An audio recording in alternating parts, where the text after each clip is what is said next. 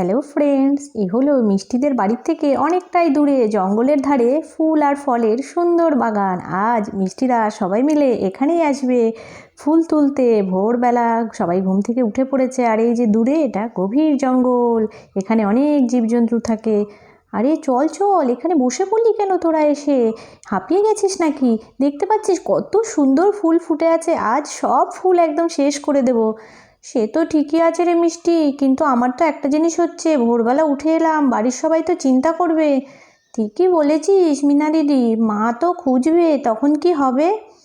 তখন কি হবে বুবলু দাদা, আমার তো শুনেই ভয় লাগছে, খুব পিট্টি দেবে কিন্তু মা তোদের। হ্যাঁ, তোরা সবাই চলে এসেছিস, আমি কিছু জানি না বাবা। এই চুপ কর তো, তোরা বসে থাক, আমি যাই তাড়াতাড়ি ফুলগুলো তুলে নিয়ে বাড়ি চলে যাব সবাই ওঠার আগে, তাহলেই তো হলো।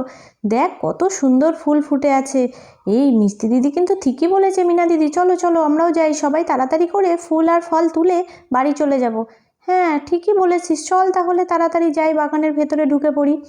বাহ কি সুন্দর ফুল, কত রং বেরঙের ফুল, সব ফুল আজকে তুলে নেব, পুরো বাগান সাফ করে দেবো ফুল তুলে।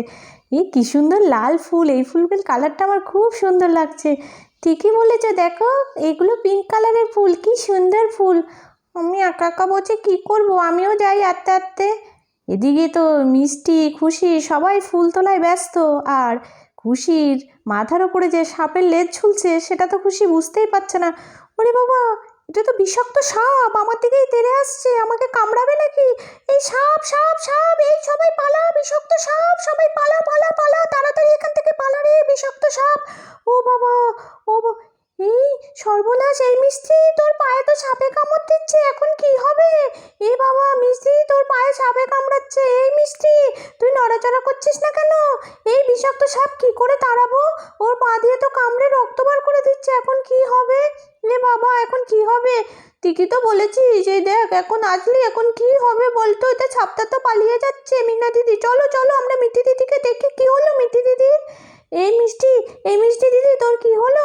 এই মিষ্টি দিদি কথা বলছিস না কেন? এই মনে হচ্ছে মিষ্টি দিদি সাপের কামড়ে বিষ ছড়িয়ে গেছে, চল চল তাড়াতাড়ি ধরে ওকে বাড়ি নিয়ে চল।